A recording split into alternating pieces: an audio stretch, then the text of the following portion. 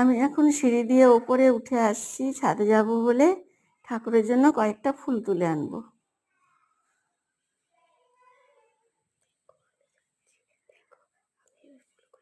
দেখো এবার আমি ফুলগুলো তুলে নিচ্ছি।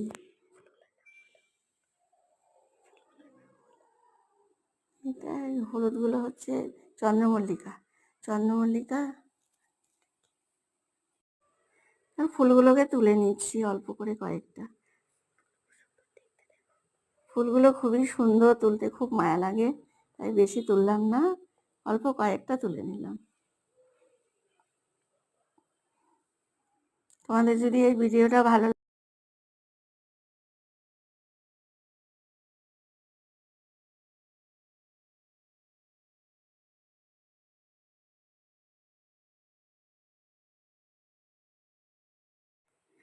চলো এবার ঠাকুর ঘরে গিয়ে ফুলগুলো ঠাকুরের চরণে দিয়ে দিই।